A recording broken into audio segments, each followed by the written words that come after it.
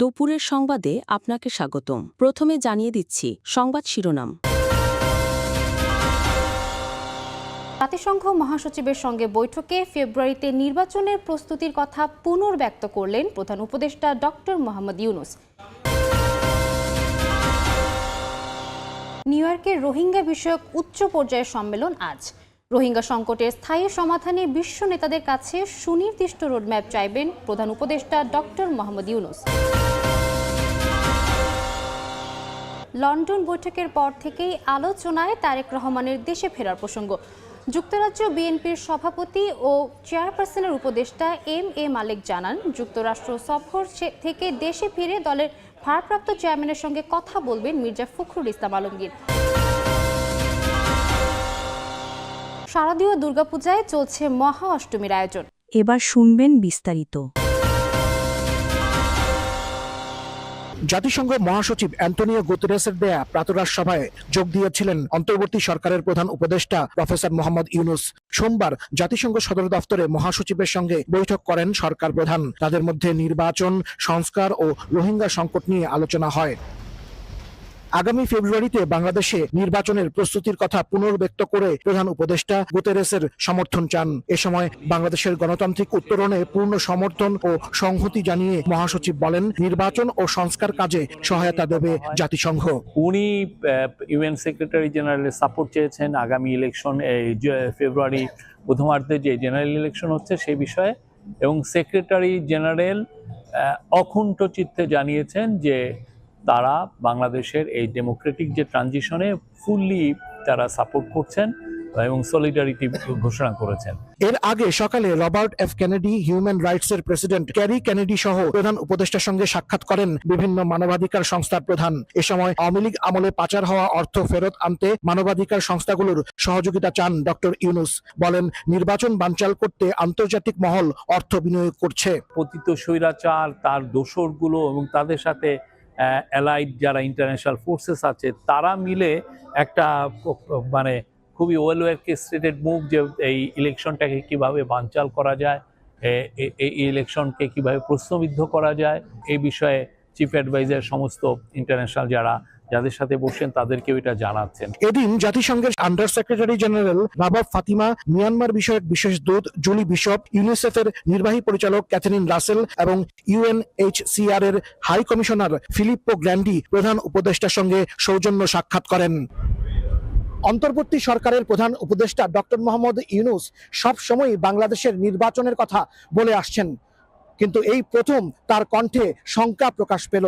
খোদ সরকার প্রধান বললেন, নির্বাচন অনুষ্ঠানের ব্যাপারে এখনো অনেক চ্যালেঞ্জ বিদ্যমান এবং এ নিয়ে ষড়যন্ত্র চলছে। তবে তিনি আগামী ফেব্রুয়ারিতেই যে বাংলাদেশের নির্বাচন করতে চান তা আবারও ব্যর্থহীন কণ্ঠে বিশ্ব নেতাদের জানিয়েছেন। বৈশ্বিক ও অভ্যন্তরীণ নানা সংকটের মধ্যেও 13 লাখ রোহিঙ্গাকে আশ্রয় দিয়েছে বাংলাদেশ। এতে পরিবেশগত ও সামাজিকভাবে বিপর্যয়ের সম্মুখীন দেশ। গত 8 বছরেও রোহিঙ্গা প্রত্যাবাসনের কোনো উদ্যোগ নেয়নি মিয়ানমার। এমন পরিস্থিতিতে মঙ্গলবার জাতিসংঘ সাধারণ পরিষদের 80তম অধিবেশনে প্রথমবার রোহিঙ্গা সংকট নিয়ে বড় পরিসরে উচ্চ পর্যায়ের আন্তর্জাতিক সম্মেলন অনুষ্ঠিত হচ্ছে, যেখানে অংশ নেবেন প্রধান উপদেষ্টা ডক্টর মোহাম্মদ ইউনূস সহ সফরসঙ্গী 6 রাজনৈতিক নেতাও। নিউ ইয়র্কে সময় সংবাদকে দেয়া সাক্ষাৎকারে পররাষ্ট্র উপদেষ্টা তৌহিদ হোসেন জানিয়েছেন, রোহিঙ্গাদের নিজ দেশে ফিরিয়ে নিতে বিশ্ব নেতাদের প্রতি জোরালো আহ্বান জানাবেন সরকার প্রধান। আমরা চাই যে রোহিঙ্গারা অধিকার এবং নিরাপত্তার সাথে তাদের দেশে ফেরত যাবে। কিন্তু জটিল একটা পরিস্থিতি, এই পরিস্থিতির মধ্যে কি করে আমরা একটা রোডম্যাপ খুঁজে পেতে পারি যে তাদেরকে দেশে ফেরত পাঠানোর। কালকেই পাঠানো যাবে এটা আমরা বলছি না, কিন্তু রোডম্যাপ একটা আমাদের লাগবে। সেই দিকে আমরা লক্ষ্য করে অগ্রসর হওয়ার চেষ্টা করব। পররাষ্ট্র উপদেষ্টা বলেন, ফিলিস্তিনের গাজায় ইসরায়েলি আগ্রাসন, রাশিয়া ইউক্রেন যুদ্ধ এবং সুদানের পরিস্থিতির মধ্যে রোহিঙ্গা ইস্যুটি যেন আন্তর্জাতিক মনোযোগ না হারায়, এ বিষয়ে সজাগ থাকবে বাংলাদেশ। সবসময় আমাদের উদ্দেশ্য হচ্ছে যে রোহিঙ্গা সমস্যাটা যেন কেউ ভুলে যেতে না পারে আন্তর্জাতিক সম্প্রদায়। এটা যেখানে যেখানে সম্ভব সবখানেই কিন্তু আমরা সেটাকে উল্লেখ করার চেষ্টা করি। আমরা চেষ্টা করবো যে আমরা যেটাকে যেভাবে দেখি সেটাকে যেন তারাও সেইভাবে দেখে। আমরা আশা করি যে অনেকখানি আমরা একমত হতে পারবো। এদিকে সম্মেলনের আগে সোমবার জাতিসংঘের উদ্যোগে পরিচালিত অনুসন্ধানী প্রতিবেদনে উঠে এসেছে রোহিঙ্গা মুসলমানদের উপর জাতিগত নিধনের ভয়াবহ চিত্র। প্রতিবেদনে বলা হয় 2017 সালের আগস্টে রাখাইনে মিয়ানমার সেনাবাহিনী দমন অভিযান শুরু করলে লাখ লাখ রোহিঙ্গা ঘর বাড়ি ছেড়ে পালাতে বাধ্য হয়। এ সময় বাংলাদেশে আশ্রয় প্রার্থী রোহিঙ্গার ঢল নামে। রোহিঙ্গা সংকট সমাধানে দ্বিপাক্ষিক তো নয়, এমনকি জাতিসংঘের কোনো উদ্যোগও এখন পর্যন্ত কাজে আসেনি। এই অবস্থায় মঙ্গলবারের উচ্চ পর্যায়ের সম্মেলনে আলোচনা কতটুকু ফলপ্রসূ হয় রোহিঙ্গা সংকটের টেকসই সমাধানের বিষয়টি তার উপরই নির্ভর করছে। ভারপ্রাপ্ত চেয়ারম্যান তারেক রহমানের দেশে ফেরার অপেক্ষায় বিএনপি। কয়েক সপ্তাহের মধ্যেই ফিরতে পারেন। দলের পক্ষ থেকে এমন আভাস দেয়া হলেও এখনও চূড়ান্ত হয়নি দিনক্ষণ। বিএনপি চেয়ারপারসনের উপদেষ্টা এম এ মালেক জানান, যুক্তরাষ্ট্র সফর শেষে দলীয় মহাসচিব মির্জা ফখরুল ইসলাম আলমগীর দেশে ফেরার পর চূড়ান্ত হবে তারেক রহমানের স্বদেশ প্রত্যাবর্তনের সূচি।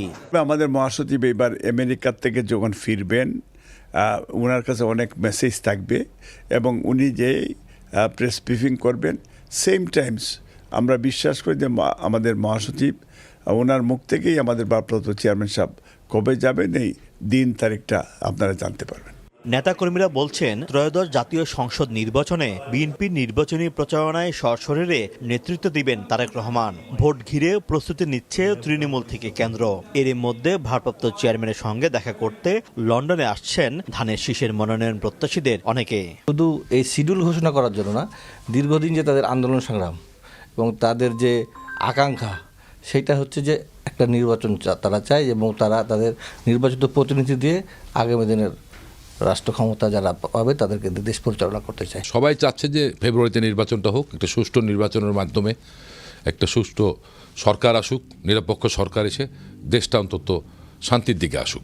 2008 সাল থেকে যুক্তরাজ্যে অবস্থানরত তারেক রহমান ভার্চুয়ালি রাজনীতিতে সক্রিয়। তবে ইঙ্গিত মিলছে আগামী নির্বাচনের আগেই দেশে ফিরবেন তিনি।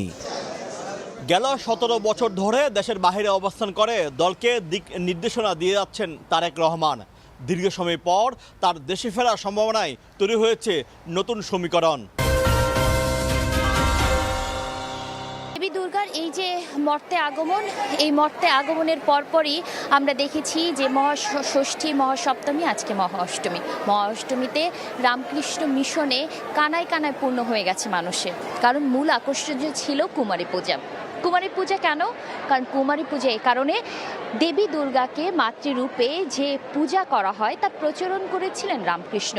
সেই সময় থেকে রামকৃষ্ণ মিশনের বিভিন্ন যে মিশনগুলো রয়েছে সারা দেশে, সেইখানে অর্থাৎ এই বাংলাদেশ সহ পৃথিবীর বিভিন্ন জায়গায় আসলে কুমারী পূজা হচ্ছে। বাংলাদেশে ঢাকায় একমাত্র এই কুমারী পূজা হচ্ছে রামকৃষ্ণ মিশনে। একটু আগে সেই পূজাটি সম্পন্ন হয়েছে এবং আমরা দেখেছি একজন ফুটফুটে শিশুকে মাতৃরূপে পূজিত হতে দেখেছি। বিভিন্ন আচারে উপাচারে একদম দেবীর মতো সেজে তিনি কিন্তু মায়ের যে ভক্তি, মায়ের যে শ্রদ্ধা, তা কিন্তু নিয়ে গেছেন ভক্তদের কাছ থেকে এবং তিনি আশীর্বাদ করে গেছেন সবাই যাতে সুখে থাকেন। কারণ এই যে সুখে থাকার যে কথাটি, সেটি হচ্ছে আধ্যাত্মিকতার যে জায়গা, ধর্মীয় চর্চার যে জায়গা, সেই জায়গা থেকে সনাতন ধর্মের মানুষ বিশ্বাস করে দেবী দুর্গা যখন মর্তে আসেন, শারদীয় যে দুর্গোৎসব, যেটা দেবী দুর্গার অকাল বোধন, সেই সময় যখন তিনি এই পৃথিবীতে আসেন, তিনি বিভিন্ন আশীর্বাদ নিয়ে আসেন এবং এই যে আতিথেয়তা, এই যে আপ্যায়ন, এই যে প্রার্থনা, এই যে শ্রদ্ধা, এই সব কিছুতে তিনি তুষ্ট হয়ে এখানকার যে মানুষ, তার যে পূজারীরা আছেন, তার যে ভক্তরা আছেন, তাদেরকে আশীর্বাদ দিয়ে যান। এই জন্য তো দেবী দুর্গার কাছে সনাতন ধর্মের মানুষ, সব বয়সী মানুষ আশীর্বাদ চান। সেই আশীর্বাদের অংশ হিসেবে তিনি হয়তো এখানে শান্তি, সমৃদ্ধি, সুখ সব কিছু দিয়ে যাবেন, এই প্রার্থনায় জানিয়েছেন ভক্তরা। তো কুমারী পূজার এই যে মাতৃরূপে যে পূজা, সেই পূজাটা ছিল অসাধারণ এবং উপচে পড়া ভিড় ছিল দর্শনার্থীদেরও, অর্থাৎ যারা সনাতন ধর্মের মানুষরা তাদেরও।